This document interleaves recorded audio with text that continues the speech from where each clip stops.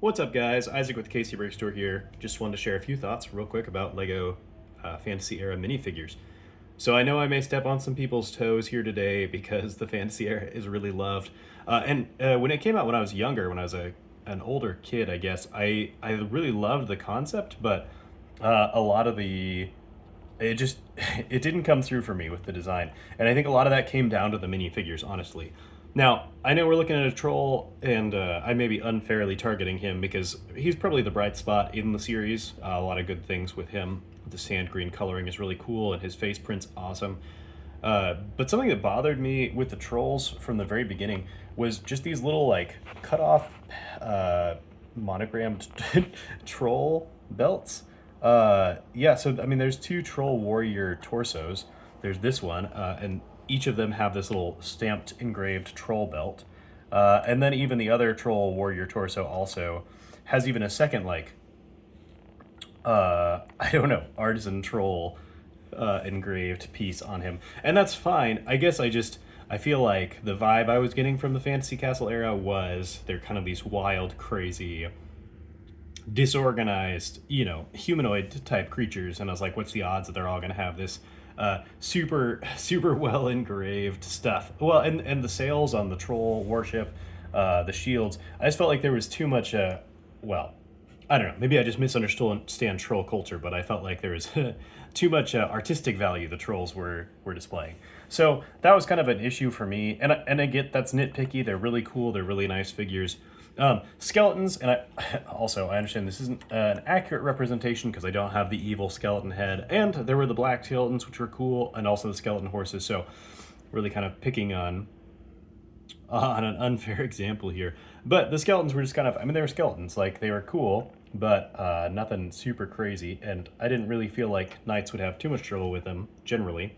So, what I want to talk about is how I feel like Ninjago has come back and kind of fixed some of the issues. Uh, so, with the first ones, we have the months figures from Ninjago. Now, you can see, oh, goodness. You can see that I have put a troll head on this guy. There we go. But I just think well, at least what I expected out of the fantasy era type vibe, this guy fits it way stronger. His armor's less intense. He looks less, I don't know, less advanced to me in a lot of ways. I feel like it's just fits my expectation of trolls a lot more. And I get that I'm mashing pieces together. These didn't all come like this, but for what they are, these are at least the majority of these are Ninjago pieces, and I feel like these really match what I expect the trolls would be like. So I don't know. I think Ninjago kind of came in and saved the day here in terms of retrospectively. So if we got another fantasy era with trolls and such, I would like to see these guys, or something more like these guys, just a little more barbaric, a little more primitive. I think they look really good. I will say I did use some Chima pieces and some CMF pieces to make a kind of a Troll King and a Troll Queen in this style. So I know the Troll King and the Troll Queen from the Mountain Fortress were really good. But yeah, just with these guys, used a backwards Chima torso there. What are the Orc CMF capes? And for her, she's actually the Medusa figure, the Medusa torso and Medusa head. But, and the new CMF pirate skirt there. Anyway, so I feel really good about these guys. I like them a lot more than the original orcs.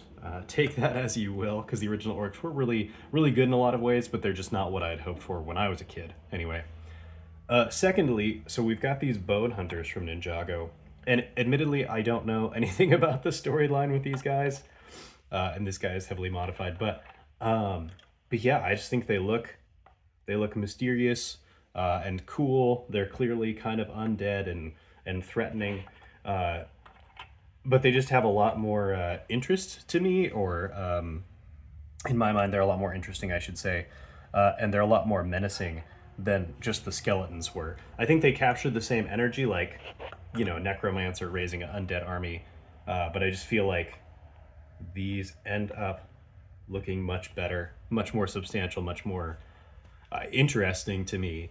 I get the skeletons are cheap to make, they're cool, they're fun little guys. Skeletons have been around forever and I love them. I guess I just don't love them as their own faction. So if Lego ever did some other fantasy stuff, I would love to see more adoption of things like Ninjago's had here. I just think they've done a really good job. Now, whether you think that these are better than the Orc CMF, as far as the little troll guys there, that's an open debate. And I think there's some reasonable questions there about which ones are better to army build or whatever. But I guess that's going to kind of finish my thoughts. Sorry about the blurriness there in the background, guys. Thanks for watching. Have a good one.